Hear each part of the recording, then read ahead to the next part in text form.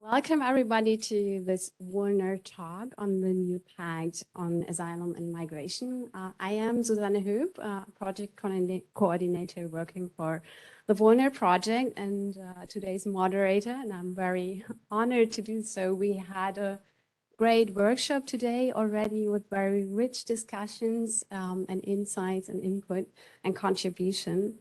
And now we want to focus on the topic of combining vulnerability, which is the focus of our project. And to give you a short intro into the new pact, it was presented by the European Commission in September 2020 and sets the legislative and policy agenda for the coming years. And it seeks to sustain a comprehensive approach to migration, which would allow the EU to move beyond crisis-driven policy replies. And it states, among other policies objectives, that the EU asylum and migration management needs to provide for the special needs of vulnerable groups. It also announces specific protection measures for the most vulnerable asylum seekers and refugees, for example, exemption from accelerated border processes, relocation to another EU member state, or resettlement to the EU. So we want to discuss today which specific protection measures for the most vulnerable migrants have been adopted since 2020. We want to talk about implementation challenges and how to tackle them. And we also want to take into perspective how the new pact relates to the UN Global Compact's objective of reducing vulnerabilities. And I'm very glad to have such an excellent lineup of speakers to discuss these questions with me today. The first one whom I'd like to introduce is Isabella Atanasio. She is a legal officer in the Asylum Unit of the Directorate General of Home Affairs within the European Commission. Among other tasks, she's the focal point of contact for the protection of children in migration and responsible for fundamental rights issues related to vulnerable asylum applicants. She joins us online, and here with me is Julia Idler from the German Ministry of the Interior and Community. She is a policy advisor and deputy head of the Asylum Law and Asylum Procedure Unit within the ministry. And she is in charge of several files of the new pact and the reform of the common European asylum system. And apart from that, she is also a delegate for Germany in the Asylum Working Party. Next, we have Catherine Costello. She participates, among other projects, in our sister project Asylum. And she is a professor of international refugee and migration law at the University of Oxford, currently on special leave as a professor at University of Oslo. She co-directs the Center for Fundamental Rights at Hertie School here in Berlin. And her research focus is on international and EU migration and asylum law, which she also studies from an interdisciplinary perspective. And I'm really glad that I have Sabrina Marchetti here with me. I'm very glad because I know her for quite some time now, because she is one of our consortium members. More to be precise, she's the leader of our Italian team. Well, most importantly, she's a professor in the Department of Philosophy and Cultural Heritage at the Ca' Foscari University of Venice. I hope I said that correctly. Now we have also with us Geert Knackert. He works for the EUAA, the European Union Agency for Asylum. And specifically, he heads the Asylum and Reception Cooperation and Guidance Unit. And in his work, he focuses on the reception conditions and vulnerability assessments. And last but not least, we have online with us Markus Engler from DECIM Institute, a research institute in Berlin that studies migration and integration. He has a research focus on refugee and migration movements, asylum and integration in Germany and Europe, but also worldwide. He also works as a consultant, for example, for the UNHCR or the German Society for International Cooperation. Now, before we start, I have one last organizational remark. We'll have a Q&A session at the end of the discussions. So to everyone who's in the room, you may then, when I indicated, raise your hand to ask a question, but please wait for the microphone to be brought to you so that our online users can hear them as well. And to those of you, those of us who join us online, please type in your comments or questions using the Q&A function of WebEx. And it will be very helpful if you could also write your name and affiliation, and in case if that's necessary, tell us to who you would like to assign your question. Now, let's start with a discussion itself. Marcus, the legislative proposal that aims to implement the new pact must be negotiated with the European Parliament and the Council. And discussions on the new border screening regulation are ongoing. In early June, there was a breakthrough regarding the voluntary solidarity mechanism. So maybe you can give us a short update on the situation. Where do we stand now? And I think you can do that quite great because you just published a policy brief on the current situation and looking back in the past 2 years. So Marcus, what would you say? Thanks, Susanne, and also thanks for having me to the organizers. Of course, I could talk about this very complex issue for a very long time, but luckily we published this policy brief. Maybe you can share it on Twitter, or so that people can really look into the details, because it's kind of very complex and not so easy to summarize. But as you rightly said, I mean, tomorrow will be the 2nd anniversary of this new pact, which is kind of the political ideas, I mean, in a very long, a very complex document, or a number of documents of the European Commission. I mean, for a very long time, many observers probably thought, okay, nothing, will really happen. And now we've seen some political movements recently. As you rightly said, in June, there was in the Council an agreement on on 2 pieces of legislations, and the border the screening mechanism, and this was linked also to the solidarity mechanism, a kind of a temporary solidarity mechanism, but this was only in the Council, right? And then, of course, as you said, Parliament also needs to agree, and we don't.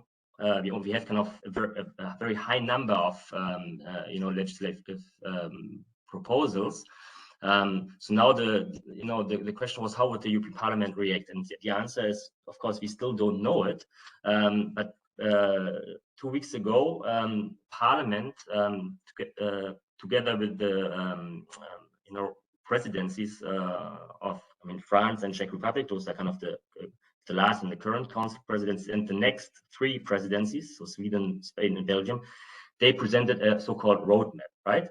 So they said, more or less, we will now agree until, April 2024, we will agree on something. That's what they said. But of course, nobody knows. I also talked to a few people inside European Parliament. Nobody really knows what this will mean. To summarize, of course, there is some movement, some players in the Council, especially from the southern Mediterranean countries. They were ready to kind of give up the so-called package approach, which means that they only would agree on the whole package, including a Dublin reform and so on. So now they seem to be ready to to negotiate kind of smaller packages, but the European Parliament, so far, it's not so clear whether they will also go into this direction. So to summarize again, we have some movement, but we have no guarantee at all that there will be a political agreement soon. So I mean, it can fail again, like it did in the last, in the last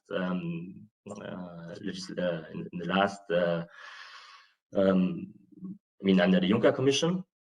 And then my last point, I mean, even if, if we will have a political agreement on the whole kind of very complicated and complex package, this will not, and we can of course discuss this later on, this will not mean that we will have some improvements for the protection of, I mean, refugees and asylum seekers in general, and then also for vulnerable people.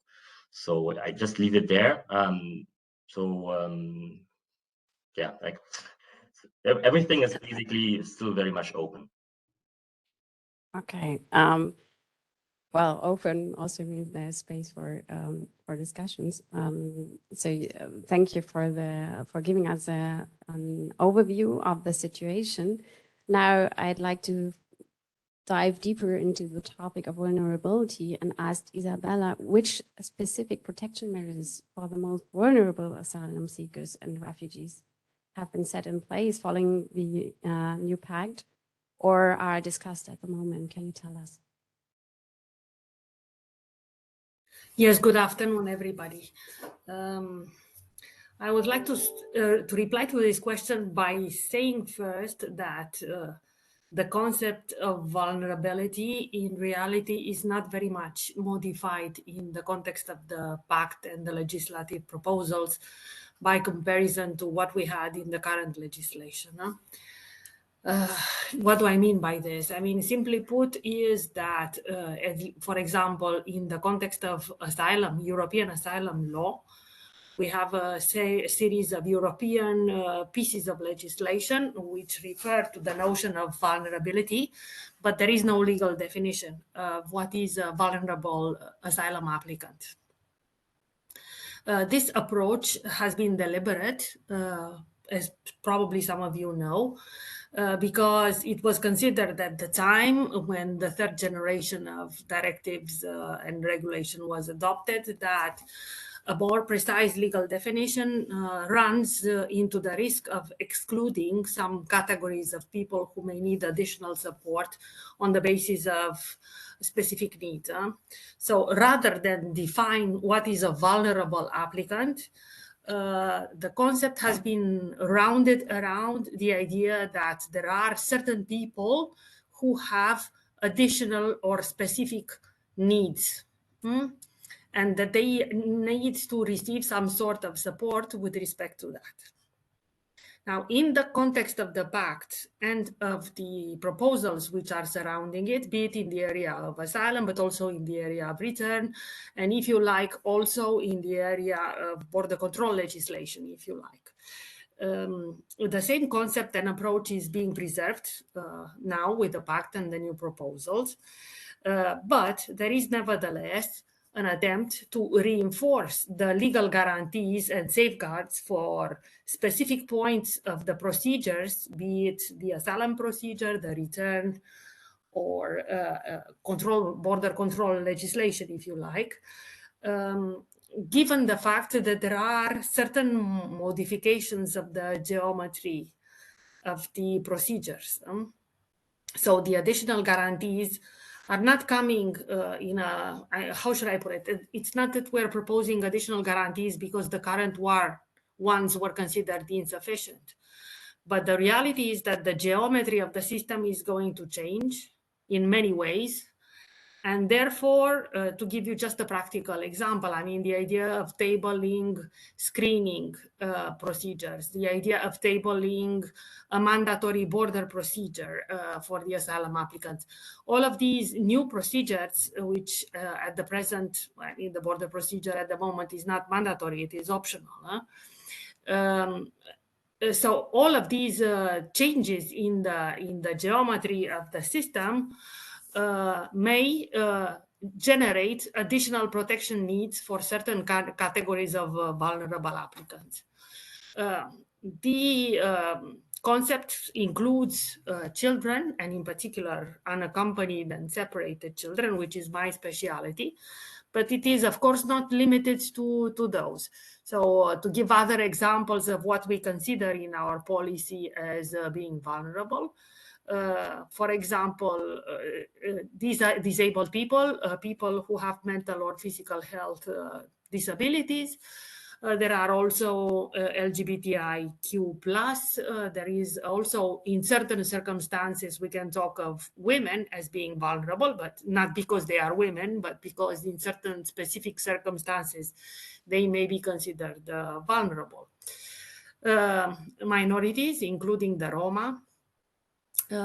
These are basically the typical categories to which we normally refer to as being considered more vulnerable, or, like I mentioned, from our perspective, in need of additional support throughout the procedures and in need of additional guarantees, respectively. In terms of these additional guarantees, I will just give you a very brief example. So I will pick the example of children, to which I am more familiar with, because certain children and their parents, or if they are alone themselves, may arrive to the point where they are identified as attempting to cross into the EU territory at the border, and a decision will have to be taken after screening as to whether they go into the normal asylum procedure, so they are allowed to enter the territory and go into a normal procedure, or they will be kept at the border and subject to the border procedure. The latter one, as you know, is a more condensed procedure, which is basically applied to those people who will be prima facie considered, based on certain parameters, as not likely to obtain asylum because they do not meet the conditions.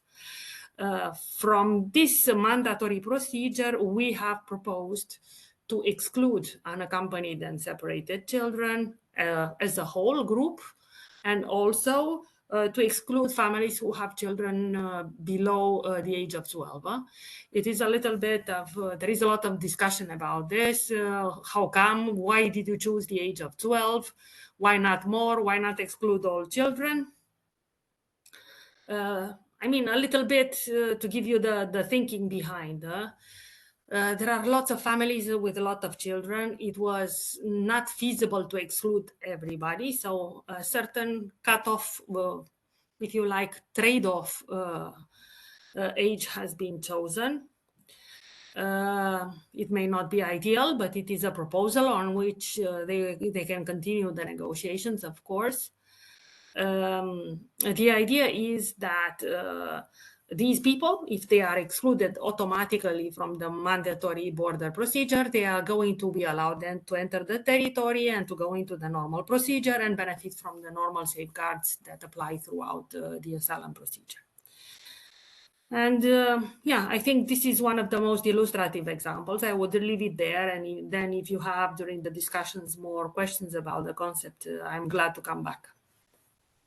Okay, thank you. We will also come back to the perspective of migrants and experiences of practitioners on the ground later on as well. But before we can get to that, I would like to turn to Julia and ask you to bring in some member states' perspective. So, which challenges do you see for member states when it comes to the implementation of vulnerability assessments?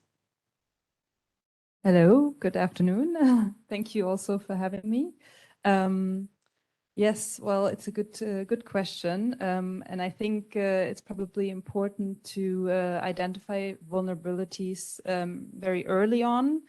But the problem, I think, or the challenge is also that they're often not apparent. So I think against this background, an early screening, and the screening regulation has been mentioned already, an early screening for vulnerabilities is important, but also I think challenging for member states in practice, especially when they're dealing with larger numbers of arrivals. So I think this is particularly challenging for member states at the external borders, who would also be in charge of implementing something as the screening or border procedures, which is also one of the reasons I think, and I know because I've been following the discussions, why especially the southern member states oppose especially border procedures. On screening, we've reached a preliminary agreement in the council, but border procedures is a different story, I think, because of course this would mean, as they always say, a burden also on them to implement these procedures. So what we have seen, although I think also in the context of the war in Ukraine, is that these early screenings for vulnerabilities are very important. Yes, I think there's help that sometimes the member states need when they're facing specific situations. And I think as the colleague from the UAA is sitting next to me, that's a good thing, because I think the support of the EU agencies, especially the UAA, can help in these situations, and they're already helping in those situations now. And of course, I think from a member state's perspective, and Germany has always supported also very much that EASO becomes an agency with a stronger mandate, that they have this, the resources also to help member states on the ground. That's really great, because I would like Red to jump in here. Maybe you can tell us a bit more how, like, to give a short explanation. The UAA has been developing vulnerability assessment tools for a while now, and maybe you can jump in here and explain how the agency can support member states and at the same time foster common practices across the EU. Thank you for the question, and thank you for the pressure as well. There is no such thing as one size fits all in this. I think we try to approach it to more comprehensive process, because when we talk about vulnerability, when we talk about identification, but also assessment, it's not a one shot. It's not something you do just upon arrival and then you leave it there. So we have what we call the vulnerability toolkit, where we are still developing. It's not final yet, but several, let's say, parts of the toolkit are available. We have, for instance, the IPSN tool, which is already there for quite a while, which helps border guards and officials in early identification and to find indicators of potential vulnerabilities. But this we complemented now by also a screening, because we saw, for instance, when you have mass arrivals, that using the IPSN, for instance, is not necessarily sufficient. So in that sense, a screening tool is complementing it. But that's only about identification. That's just the first step. More important even is the assessment of special needs.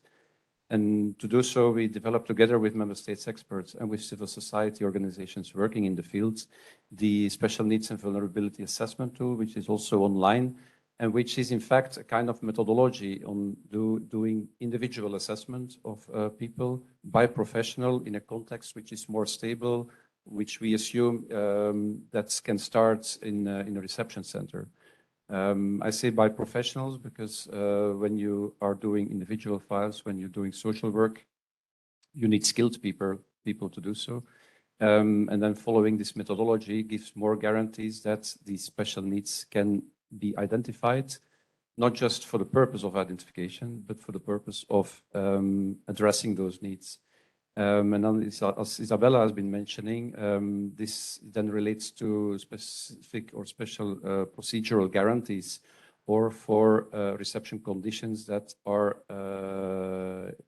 capable in addressing those special needs. So in that sense, it is a more layered approach where you have identification, where you have assessment, and where you also have then the referral to the right service provider or to the, let's say, the safeguards that need to be put in place. I think we try to do this not only by developing those tools, but also by using the network. So, you know, we have the vulnerability expert network, but also we have networks for other thematics, such as the asylum processes network, the reception network. And through these different networks composed by member states and civil society organizations for the vulnerability expert network, we reach much easier, let's say, the different authorities dealing with it. And this way we try to implement it in a more coherent and structural way. This is one way. Another way is throughout our operations, because as you know, we have been growing as an agency also in our operations with now at the moment 12 operating plans, meaning that we are actively included in operations in the work of authorities in almost half of the member states. So throughout our operations, we also try to address this way. And then finally, but very importantly, is also by our training components. As you know, we have a whole training curriculum. And in the past couple of years, we invested quite a lot in addressing more specific, tailored training, also in how to interview vulnerable applicants, but also how to deal with children, for instance, and other vulnerable categories. So by having trained and skilled people, I think this is a way in implementing those tools in a more professional way. Thank you. As I promised, I want to bring in some empirical perspective now. In the VULNER project, we've been investigating the establishment and implementation of vulnerability assessment processes in various countries in the EU as well as outside. Confront these processes with the asylum seekers' perspectives or experiences. Sabrina, what can you tell us? How do vulnerability assessment processes relate to the empirical realities on the ground? Thank you, Susanne. What I'm going to say here today in these few minutes is not, these are not my own ideas or my own empirical outcomes. These are the outcomes of the research that's been conducted by the people sitting now in front of me. So it would be actually fantastic if the camera could actually, twist and show the people that are sitting here, because it's actually their research. I'm just quoting here and there. I hope the authors of this research will recognize themselves in the examples I'm making. I'll be quick. We don't have time to go into the many stories and that they have collected.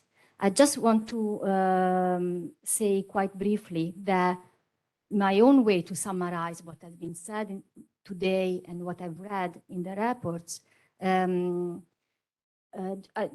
was saying that I want to summarize that probably we can say that from the migrants' perspective, in the eyes of the vulnerable, as the Belgian team likes to say, in the eyes of the vulnerable, the actual working of the vulnerability assessment has three main failures at three main levels. One is at the level of the definitions of the category that they are used.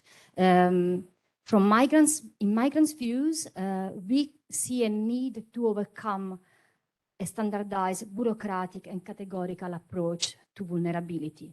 This is something which is said in the debate, and it's important for us to see how migrants confirm their necessity to go beyond such a bureaucratic and standardized approach and actually to favor what we scholars will call a situational, intersectional approach to vulnerability, seen as a continuum, as something which has degrees, which is not something you have or you don't have.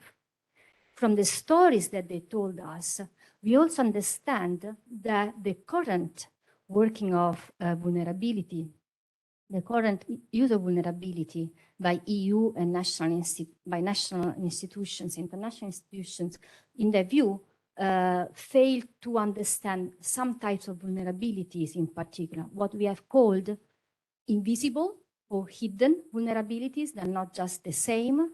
I don't have the time to go into examples.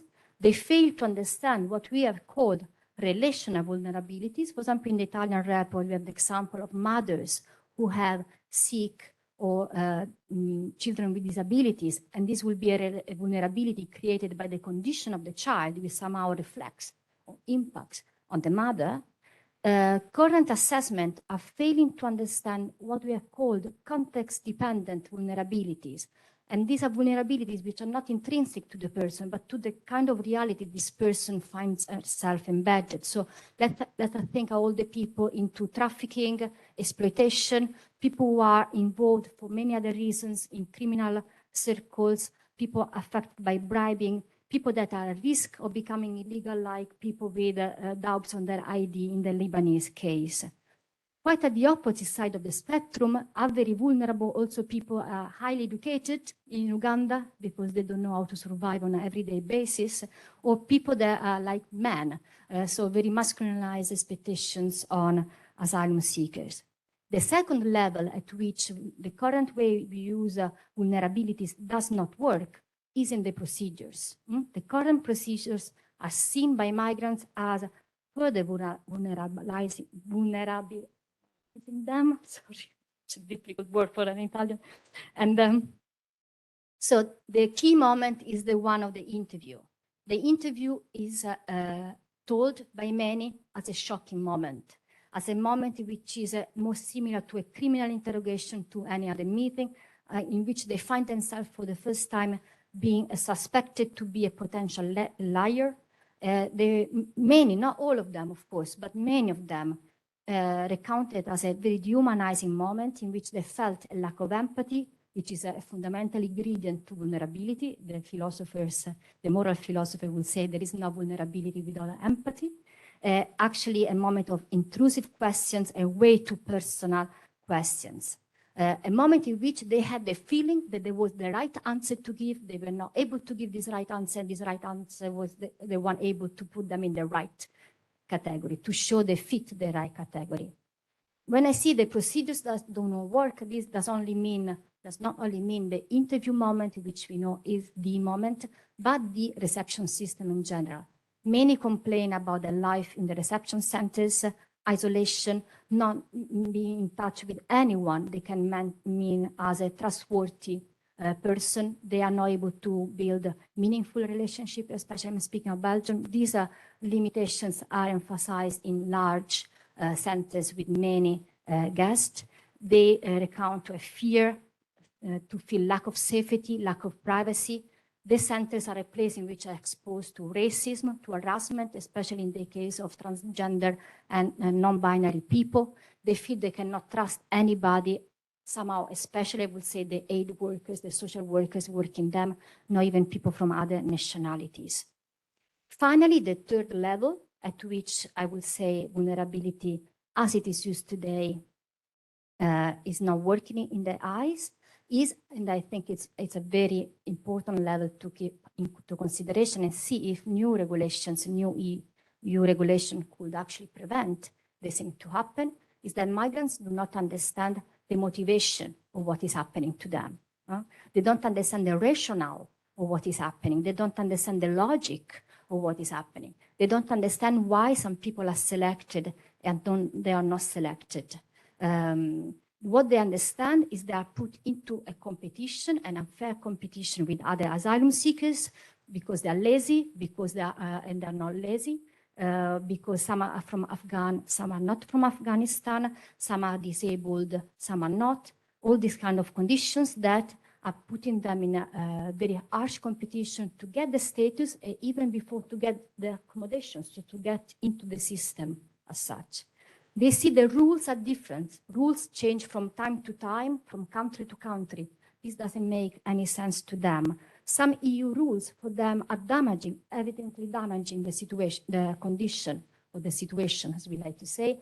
An example of that is, of course, the Dublin regulation, which is pushing them as a balloon back and forth between European countries, worsening the information.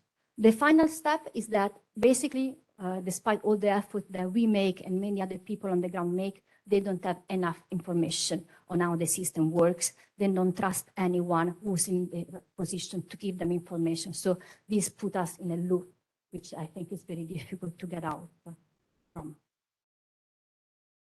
Thank you for such a rich insight into what we've learned and what we've found out and examined in our research.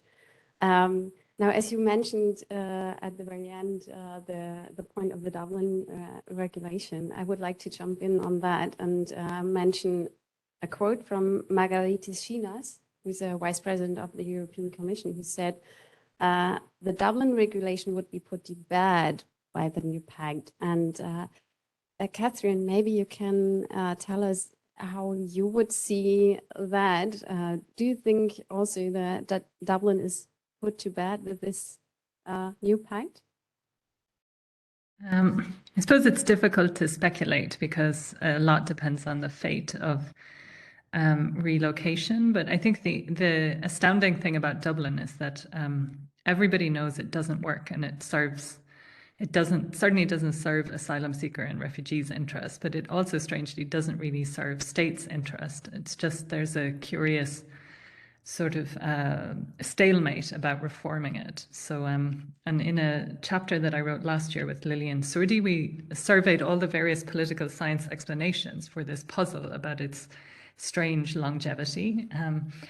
So people have been predicting that Dublin is dead for a long time and it just zombie-like, but barely living, sort of resurrects itself. So I don't want to join the speculation. I mean, it's clearly an instrument that creates vulnerability.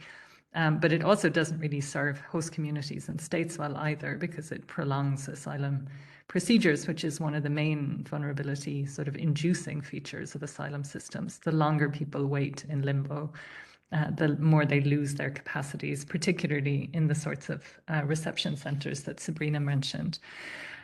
So it'd be great to see an alternative. And for so long, the alternative that was deemed unrealistic is mobility and free choice, which is what Ukrainian protection seekers are effectively enjoying. And I suppose as very much somebody who feels like an outsider to these very bureaucratic discussions of EU policymaking, I think one of the most disappointing things of the last few months is the fact that the temporary protection for Ukrainians isn't being taken seriously as a model, as a clear demonstration that mobility for protection seekers works, and the siloing of the treatment of Ukrainians as sort of special treatment only for our neighbours, rather than saying, actually, this is how protection for, certainly for people fleeing a conflict en masse, should be designed.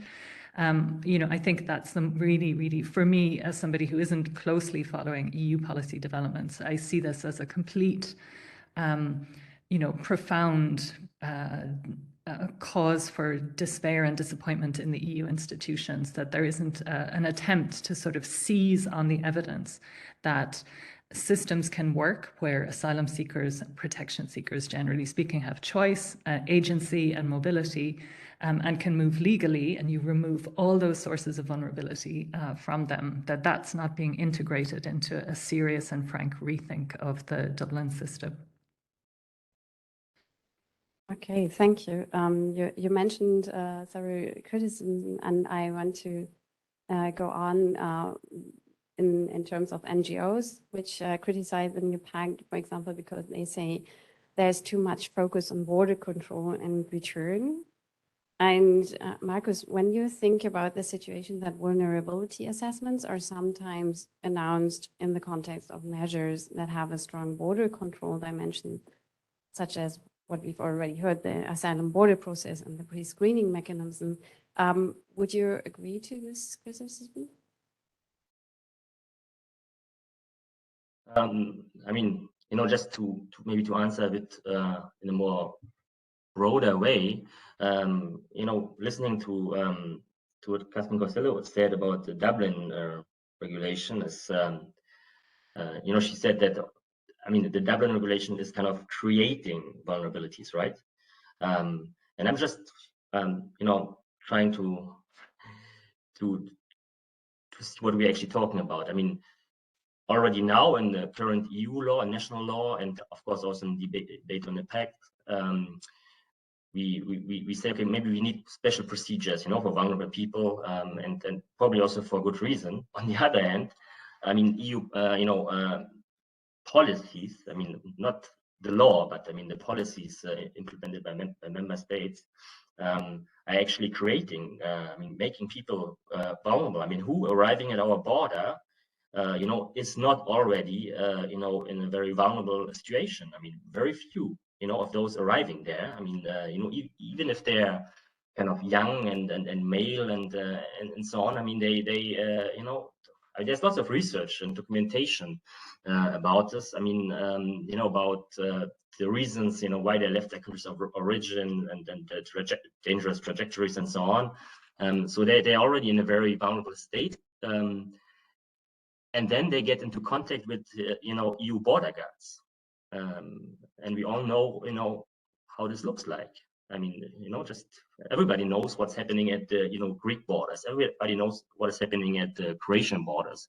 And I could mention a few other borders. So, I just try to connect those two kind of policy ideas. One is kind of protecting specific groups of people, and then of course we can talk about how this is done, about the details and so on. We heard about it a bit from the other speakers, but on the other hand, we are being extremely aggressive to kind of migrants and refugees in general. So what is then the political idea, right? Is it that the EU policy makers want, to make sure that they portray Europe as being humane and not being kind of cruel?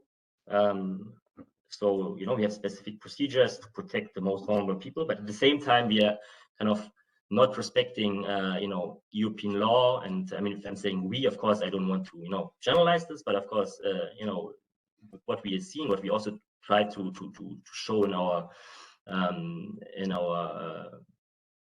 policy brief, the one which was just published together with Natalie Welfens, who's also in the room today, I guess, and Lukas Rasche. We show there's this ongoing negotiation at the EU level, and very difficult to predict whether we will have an agreement or not. But and in the meantime, European Commission is kind of not no longer doing kind of infringement procedures. So because they're saying, hey, we're still negotiating, and states are not respecting EU law. But okay, maybe soon we will have some new rules, and then maybe then we can return to kind of infringement and so on. So I want to bring this debate more to kind of on a broader political level. Of course, it's a very technical topic, kind of how do we organize vulnerabilities, and also it's important to pay attention to those details. But there's such an obvious and stark kind of contrast to what is actually happening at our borders, but not only at the borders, right? Also in kind of reception centers, also in, I don't know, when people arrive. So I just also wanted to hear from the other speakers what they think about it, how this, how they make sense of this very obvious contrast. And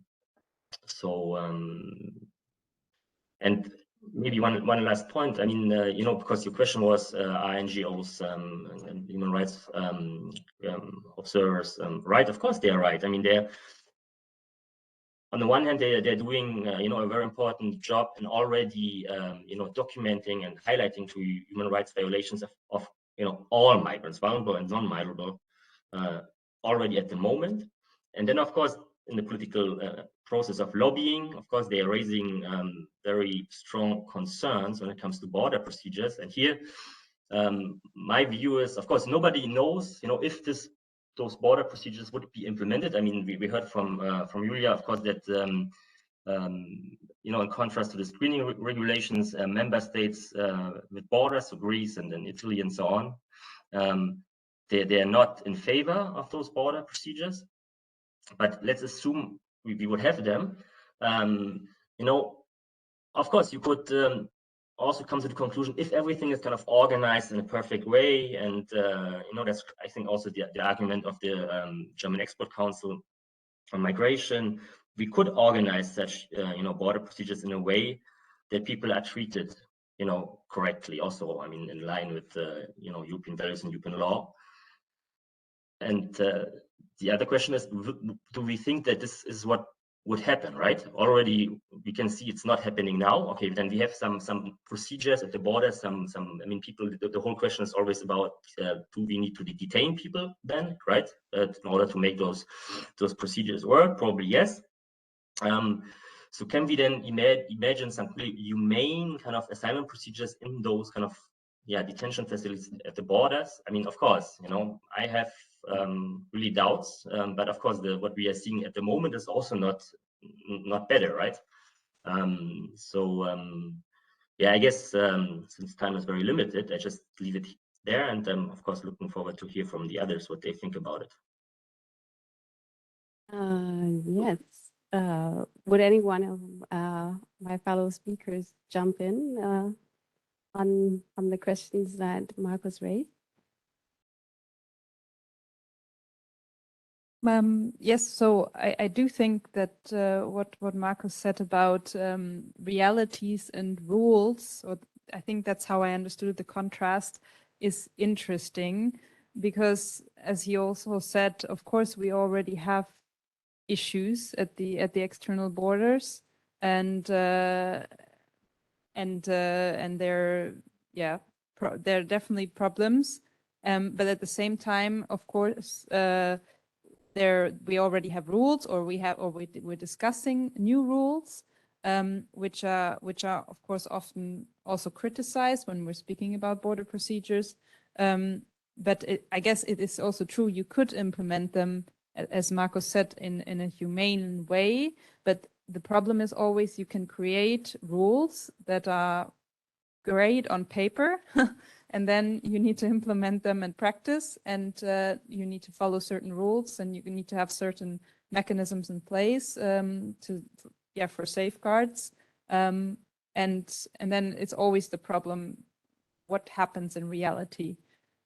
So I think it doesn't necessarily depend on, it depends, of course, also what kind of rules are agreed on and what kind of regulations are in place and whether they have safeguards or not, but then they need to be also followed. So you can have really great laws, but then there's a problem of, there can still be a problem of implementation in the future.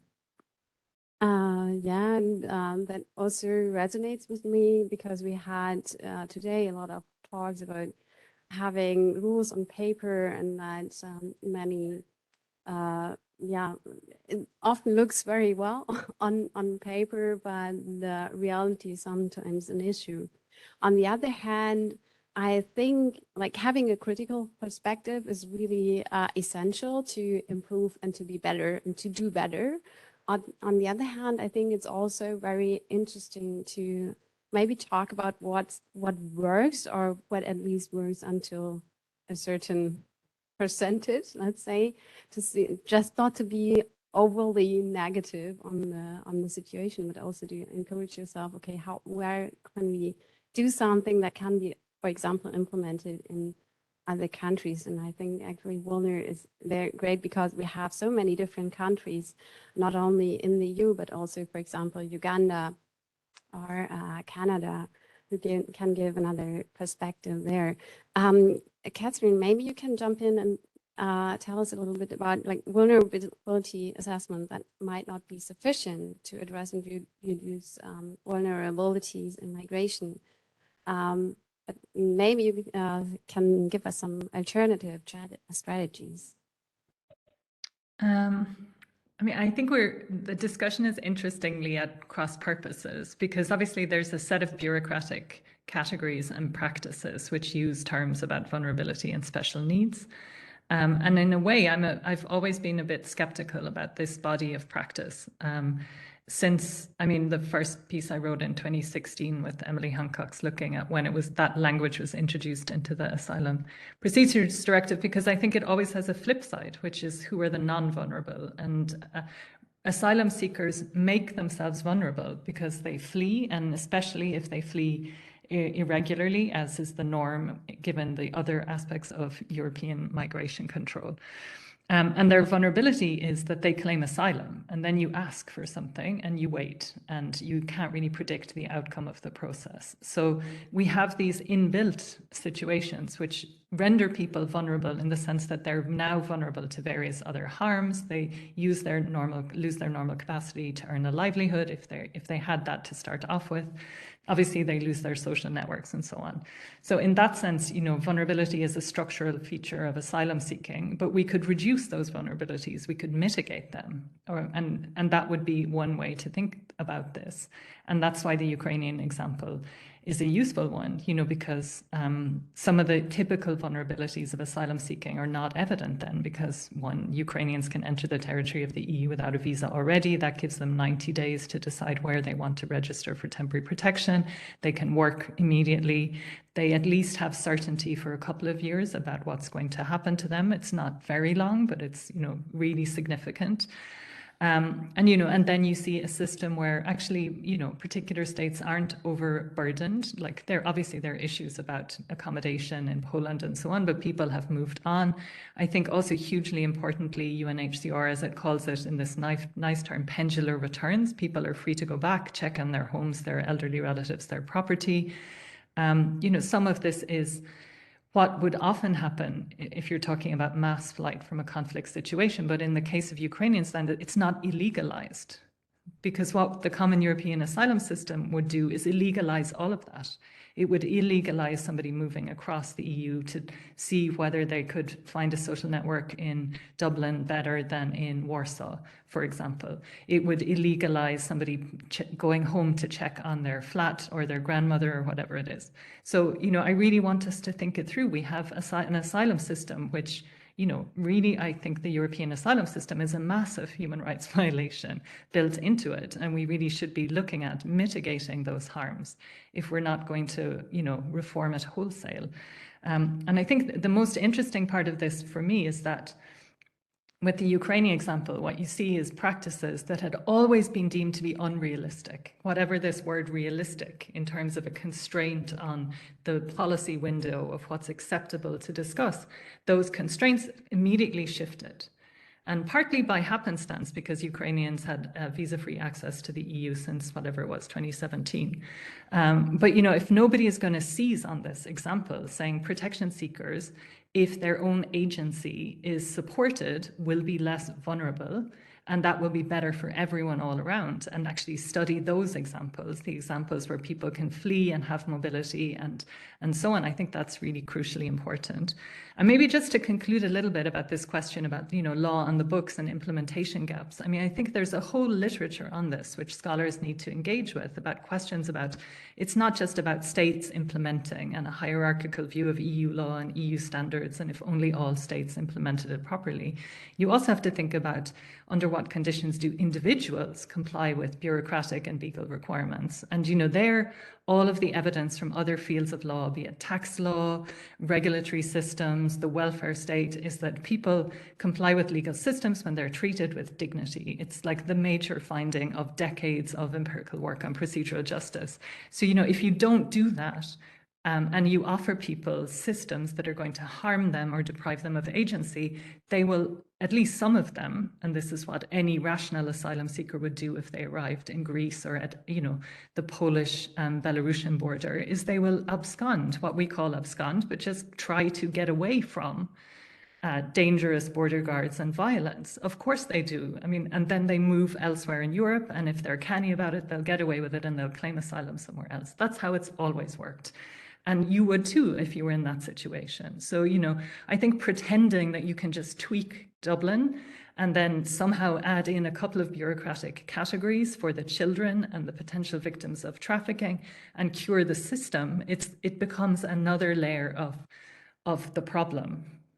So I'm really not, I think it's great that in the VULNER project, these categories are being studied properly with the voice of refugees and empirical work to complement it.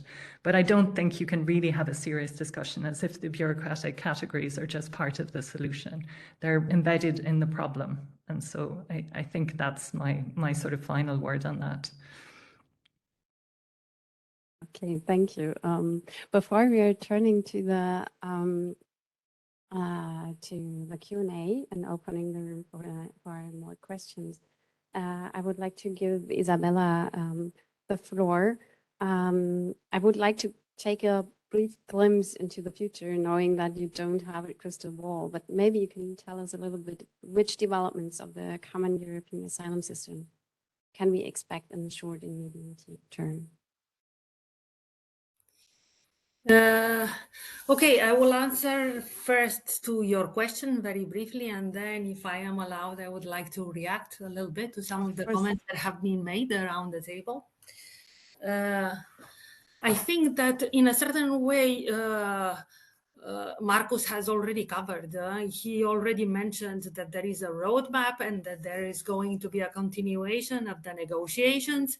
He also fairly mentioned that the European Parliament is thinking of renouncing to the so-called package approach, which was requiring that the whole legislation be adopted as a package or not adopted at all.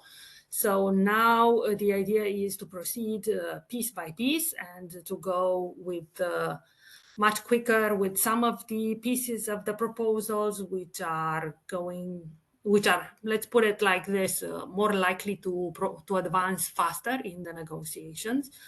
Whereas there are obviously some of them which are going to take a little bit of a longer time. And it goes without saying that I'm talking about the asylum, for example, the asylum procedure regulation, and for the asylum management regulation, which is the, let's say, if you like, the overhaul of Dublin. And this brings me to the second point, the reaction. I mean, to say, I have to tell you one thing. I am personally, not in my capacity of representative of the European Commission, sometimes critical of certain aspects in the proposals, but I wouldn't go so far to say that this is just a disguise of Dublin, because it is really very far from that. Actually, I think it is fair to note also that what the European Commission is proposing is to replace a system in Dublin, which, by the way, has been critically analyzed. You may have read the very extensive paper, which is called Evidence Paper, that goes together with a New Pact when it was published in September 2020, where many of the failures of the previous system, which is not only about the Dublin regulation, but other pieces of the legislation of the system as well, have been analyzed, and where there was a reflection, if you like, about what is being proposed in the new system. Now, it's also fair to remember that the European Commission does not only propose to strengthen border control and to introduce mandatory border procedures, and that we are also trying to achieve a more fair balance, if you like, between responsibility and solidarity. And I would like to underline the notion of solidarity. And I think that in spite of being so bureaucratic, as you mentioned, the Commission has fought quite hard over the past years to push forward on this notion of solidarity that some member states from the north or from other parts of Europe in the east may not be so ready to accept, or at least not accept readily as a concept. And they would perhaps like to trade it off for mandatory border procedures, for example. Yeah, I think that it is important to keep this in mind. It is not a disguised Dublin. One of the main problems of Dublin, to simplify, to put it in a very simplistic way, was that it was establishing responsibility for those at the border, and it offered no solidarity, okay? We're trying to deal with this problem. We are also trying to deal with the failures of the legislation on return, which many people may not like, but it's there to stay. There are many parts of the system as a whole. And basically, it is an attempt, if you like, to try to bring some consensus, because otherwise we're not going to move forward. Everybody is pushing in a different direction. So we need to find a way to agree among all of us, but without renouncing to concepts that we consider basic, which is the rights to access asylum, and solidarity among the member states. Now, when it comes to the fact that there are reports of abuses and that there are, of course, substandard conditions in many parts of the system, fair enough, fair point. I wanted to react to the point on infringement. I think that is also a fair point. It's true that the Commission in this area has not been extremely active, if you like, over the last years in terms of infringement.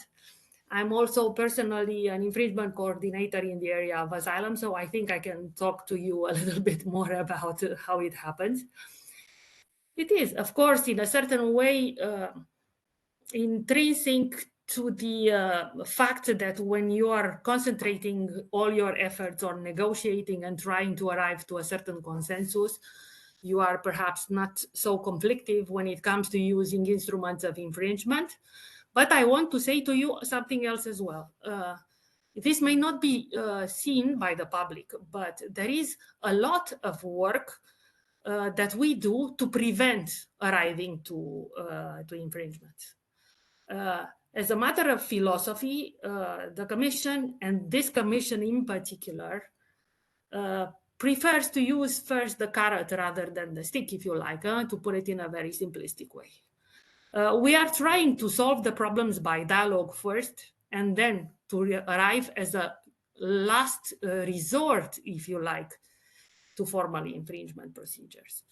And when it comes to solving the particular problems of reports of violence at the border, and we're talking about pushbacks here. I'm not talking about the failures during the asylum procedure as such. The only thing that I can tell you, and this has been shared publicly by our commissioner in LIBE hearings and in other public events, the policy of this commission is to work together with the authorities of those countries concerned to try to build in themselves institutions and mechanisms that would monitor and sanction episodes that are abusive. So this is the effort has gone so far in that direction. It may not bear fruit immediately, but it is an effort that has been made. Okay. Hey, thank you for this very lively exchange. Even though I can imagine that Markus might have some reaction on that as well, but I would like to give our audience the chance to participate. And I have one question here from Philip from the ICMPD, and he says, what is your take? Should the new pact or the common European asylum system files currently on the table not be adopted until the end of the legislative period? Do you see realistic hope for the negotiations between the co-legislators to advance in time the proposed reforms of the EU's migration and asylum system, gradual versus the package approach? What are the main challenges or obstacles ahead? Maybe Isabella, you can react to that as well. Yes, I mean, I want to give a very brief answer. We will not take no for an answer. I mean, we will keep on persisting until we arrive to a result. Yeah, I mean, it's a little bit anecdotal what I say, but yes, I mean, the intention is to continue. And I think that what you have seen this summer is a little bit of a breakthrough, if you like, in the sense that we are at least slowly moving to the direction of defining some sort of solidarity. And there will be a pilot project on which many member states are working right now to see how that would materialize in practice. And this will, you know, once applying it, will allow us to refine, to fine tune, if you like, the definition of the concept.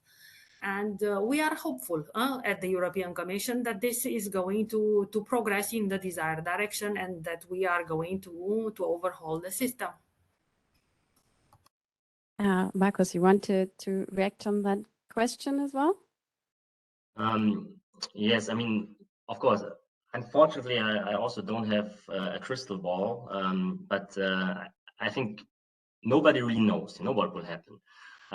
But my feeling is, okay, there's a lot of pressure, also on the European Parliament, because so far they haven't announced that they, will kind of no longer follow the package approach. I mean, it's they just said, okay, we will start kind of negotiating, with the roadmap. But what it actually means, I mean, who will negotiate? Because there are a number of regulations which haven't been, discussed, and where we don't have any agreement also in the council. So it's really very hard to predict what will happen.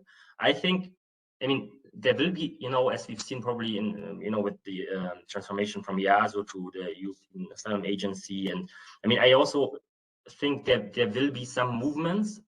So something will be adopted, but we cannot be sure what it will be. And of course, just to bring back the option on the table, I don't know if this was also the purpose of the question. Some NGOs, for instance, the umbrella organization ECRE, I mean, they said, okay, from a human rights perspective, it would maybe be better just to not adopt, just to have a failure of the negotiations again, and just to go back to what we already have, just apply the law we are having. That would be probably better, or might be better than the new pact with border procedures and so on. We didn't talk about instrumentalization regulation and some other issues, which are not part of the asylum pact, but I mean, it's still on the table. And we have to see, I mean, now we will have a new government in Sweden, we might have a very kind of Salvini style kind of government in Italy soon. So yeah, what can we expect, right? What if we have, those political majorities, can we really expect, an improvement for refugee protection? I also don't think we will see this. But on the other hand, the other option, we have a Greek government which is constantly lying about what they are doing about their human rights violations, and the other governments not saying anything about it. So can we really imagine, a situation, not legally but politically, where we just return to where everybody says, okay, we failed with the political negotiations, but now we will return to a full application of all our standards. For me, this is not, I cannot see this politically, it will not happen. So it's maybe better to have a new system, and then political actors and governments, it's easier maybe to put pressure on them to respect those rules. But the current rules, I don't see it. Had you signed me that you wanted to jump in? Yes, thank you. I don't want to go into the political debate here, but and I noticed some skepticism here, which I can understand to a certain extent. But I think there are indeed, and you mentioned with the EU regulation, there have been some changes, there have been some evolution, and with the, let's say, the mandate, and especially the monitoring that will kick in from 2024 onwards, I think this will also bring some new elements, I think, on the table. We so far have been supporting member states in implementing the SEAS, the different components of it. Traditionally, we were very active in the Mediterranean countries. Now we are active in almost half of the EU countries. And I think by being involved, by enhancing as well their capacities in implementing, and then in a later stage by monitoring standards indicators, the implementation of it, and then later on trying to recommend and to improve the systems, I think there is also a change. I'm not that pessimistic. It's not an easy job. It's a real challenge. I think if we look into a non-regulated environment, I think then we risk to end up into a race to the bottom, which I absolutely would like to avoid. when just looking back, when I started to work in this field, it's all over 30 years ago, we had a completely different Europe. We had a completely different legal framework. We had completely different reception and asylum systems. So when I look now and when I'm working in other EU countries, or sometimes during the crisis in Greece, and you're working with other EU nationals doing the same work that we are doing for quite a long time now, then you see the changes over years. And when you're looking too close, then you don't really see the progress. But when you take a step back or you look back, then I think there have been massive changes over the years. Doesn't mean that we're already there. I think there's still a huge work in front of us. But yeah, just to end from my side on a more positive note. Yeah, I hope you will not put us down as well. No, definitely not. I think I would like to second Isabella, who said that the agreement reached in June was quite a breakthrough, because for Germany it certainly was as well, and we worked very closely with the French presidency that this would work out, and it wasn't clear in the beginning, and actually also not, I think, even sometime in May, because there were presidential elections in France, and they couldn't really push something this political forward. But then they still did, and managed to keep, well, a lot of member states on board, or more than we thought they would, also with regard to the voluntary solidarity mechanism. So I think, yes, that was a really good step to end the blockade maybe on the SEAS reform, at least for the council. And now, as also Marcus said, I also hope that the pressure on the parliament, I think, will increase or has increased to now also reach positions on the new files of the new pact, because I think they haven't done so. And to enter into the negotiations with the council and the commission.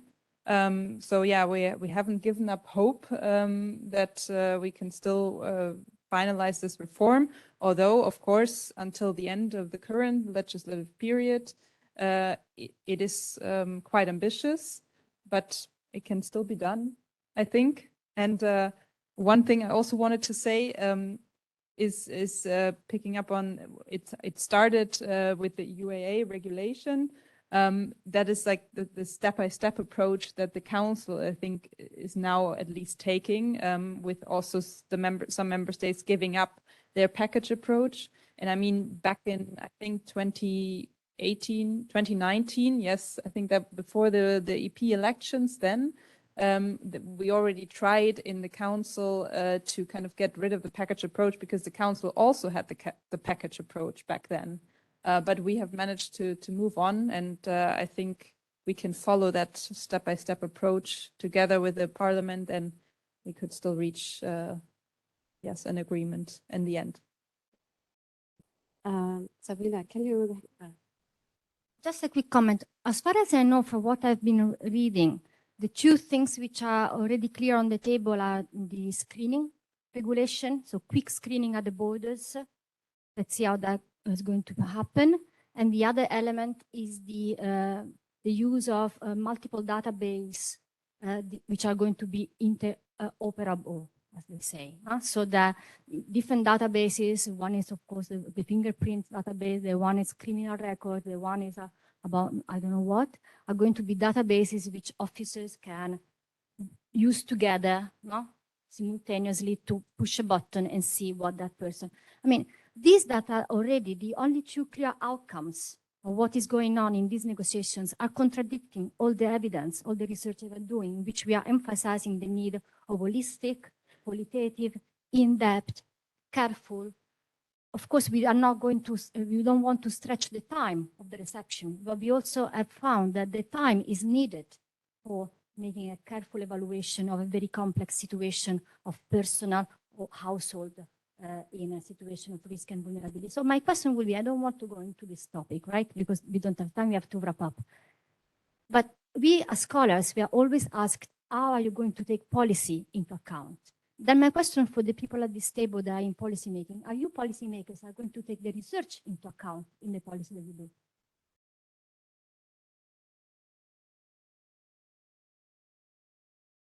Like we have, we just have like a little more time. So maybe you want to give a short reaction on that, or? I mean, I would say, I mean, I think the Commission could maybe react to that as well, as they're writing the proposals. I mean, we're only dealing with what we get from the Commission, but of course we're also taking, I think, research into account, and we also follow the debates.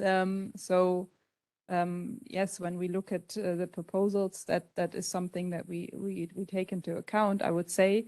But I mean, of course, it is also a problem that we're negotiating with 27 member states and very different perspectives. In the end, it's always a compromise, and then yes, sometimes things don't get to be taken into account in the end. That is very like relevant and valuable, but. Yeah, the negotiations are difficult as it is, and there's just always the different perspectives. But yeah, I think the Commission, I mean, when they reach the proposals, Isabella can say something on that. They also do the stakeholder consultations, etc.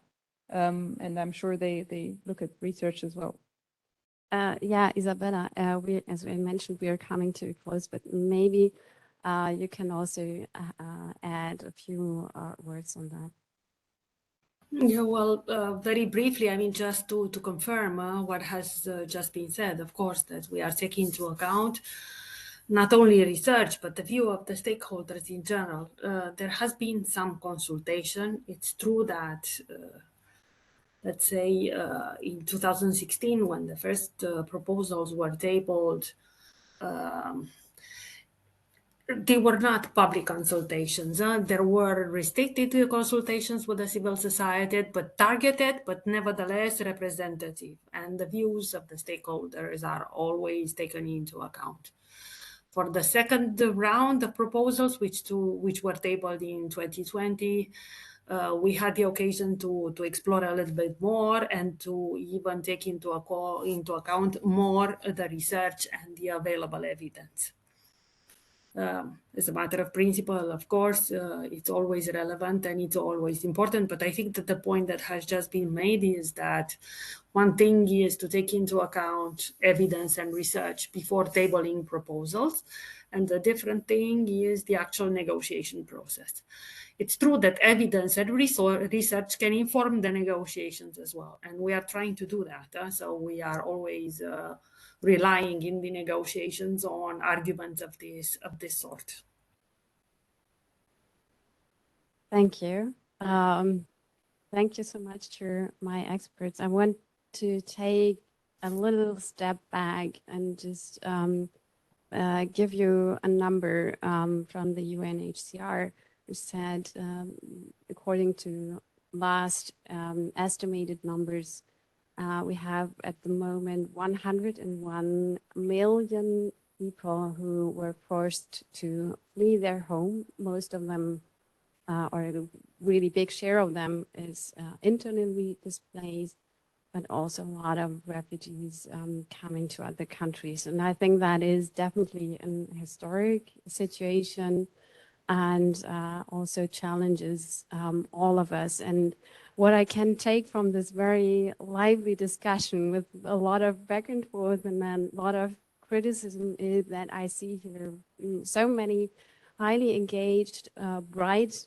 people, bright heads that are, I think, trying their very best to get to a better solution for all the people involved. So thank you again to our panel. Thank you, of course, all to our attendees and our audience. If you want to keep informed about VULNER project, you can have a look at our website and vulner.eu and follow us on Twitter at VULNER project. So yeah, thanks again, and have a nice evening, everyone.